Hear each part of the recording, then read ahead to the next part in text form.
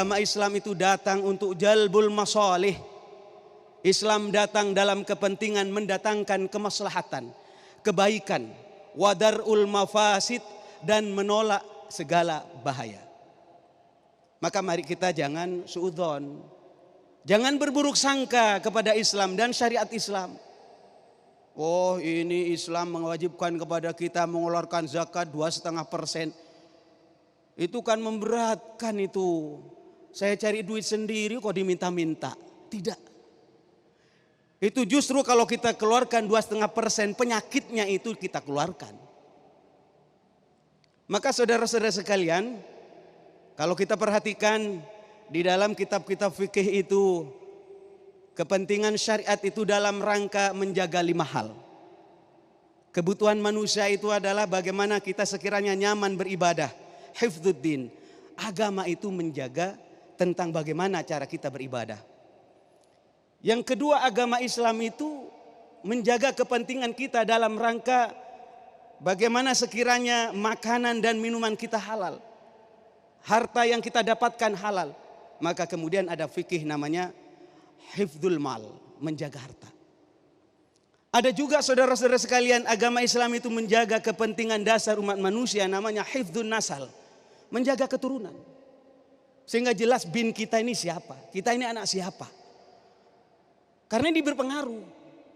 Tanda akhir zaman nanti, diantara yang disampaikan oleh Rasulullah, banyaknya anak zina. Itu artinya apa? Kalau kita tidak jaga keluarga kita, ini kita mempercepat kehancuran dunia. Diperintahkan oleh Allah kita supaya istiqomah.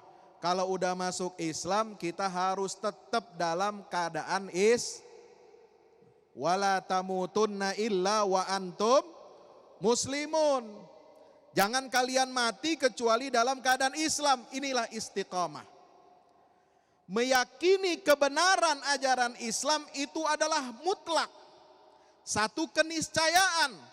Bagaimana jadinya kalau ada orang mengaku beragama Islam, tapi dia terombang-ambing keimanannya, nggak percaya kepada ajaran Islamnya, sebagaimana tadi yang disampaikan oleh Kiai Misbah. Ada yang nggak percaya Islam ini agama damai, padahal dia orang Islam. Ada yang nggak yakin, tidak beriman kepada syariat Allah, seperti tadi tentang kisos, tentang hudud. Itu namanya orang Islam yang melempem. Woi, assalamualaikum. Ada Islam melempem di sini? Kagak percaya sama ajaran Islam? Kagak percaya sama syariat Islam? Ada? Ada.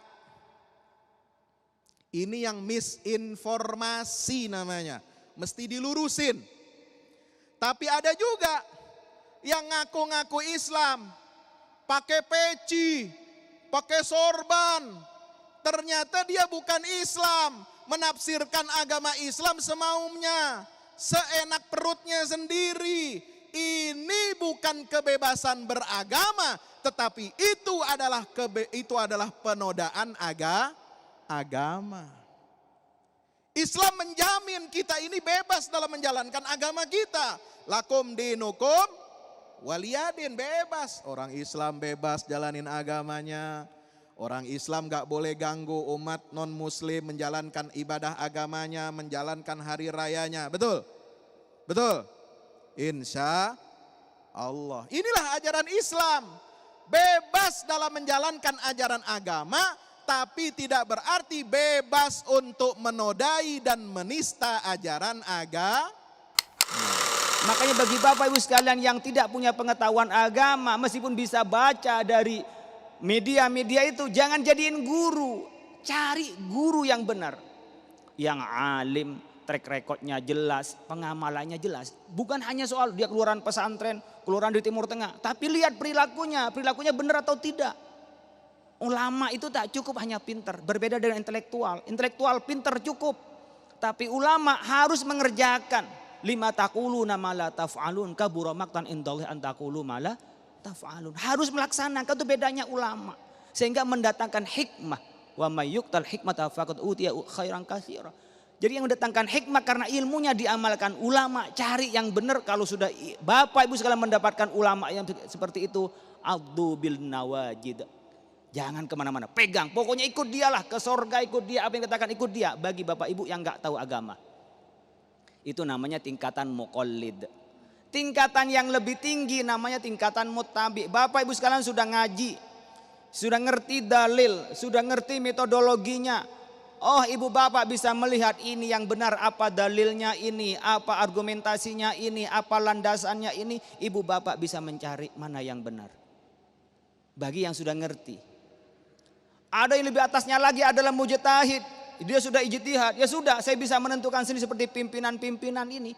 Kalau dalam rangka ke Indonesia berarti pimpinan sudah ijtihad. Tapi ijtihadnya masih ijtihad kolektif. Secara rame-rame, tidak seperti Imam Syafi'i tentang Abu Hanifah, Imam Malik. Belum sampai pada tingkatan itu kita, maka kita menjadi ijtihad jama'i di komisi fatwa. Di internasional pun juga ada fatwa. Ulama internasional itu rame-rame, enggak satu. Untuk apa? Menghindari kesalahan. Oleh karena itu yang dikeluarkan oleh Majelis Ulama Indonesia hasil ijtihad. Minimal menghindari kesalahan karena secara kolektif kita lakukan bersama. Maka Bapak Ibu sekalian mau ikut yang mana? Yang Nahdlatul Ulama silahkan ikut Nahdlatul Ulama. Yang Muhammadiyah silahkan ikut Muhammadiyah. Yang Dewan Dakwah silahkan. Yang Matlaul Anwar, yang seterusnya silahkan ikut.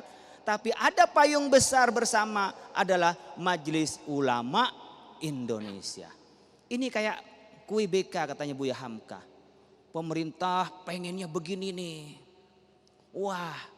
Bagaimana vaksinasi? Ayo kita dorong vaksinasi. Kita dorong Bapak Ibu sekalian. Tapi kita harus menjaga kepentingannya umat. Cari vaksin yang halal.